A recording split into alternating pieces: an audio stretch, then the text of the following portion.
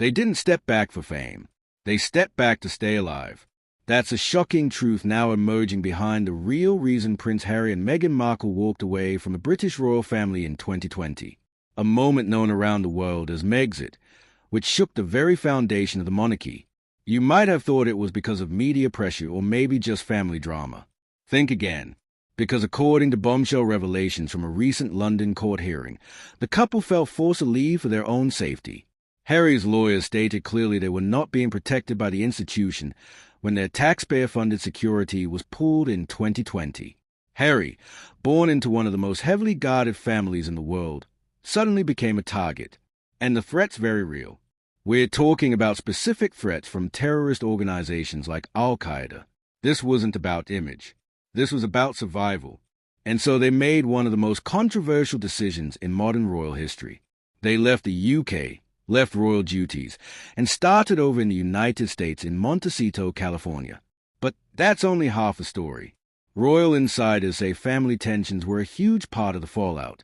Prince Harry's fractured relationships with King Charles III and Prince William played a deep emotional role. He was constantly reminded of his role as the spare, the one in waiting, the backup, the one born not to lead but to be there just in case. And while the title Duke of Sussex came with prestige, Harry felt increasingly isolated, sidelined, and unsupported. But the big question is this. How does a senior royal, a war veteran, a global figure, a prince, end up with no protection?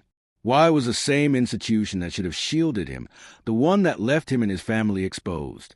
Even more painful, there were no public statements of support from his father, King Charles, or his brother William during that period. Just silence. Today, nearly 5 years later, Harry and Meghan live in the U.S., raising their 2 children and pursuing personal projects.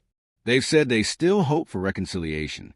But let's be honest, the distance, both emotional and physical, seems to be growing wider every year.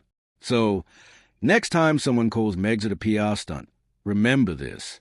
Behind the headlines were real threats, real heartbreak, and a prince forced to choose between his title and his life. What do you think? Did Harry and Meghan do the right thing, or should they have stayed and fought from within? Let me know in the comments. And if this gave you a whole new perspective, don't forget to like, subscribe, and hit that notification bell for more untold stories behind the crown.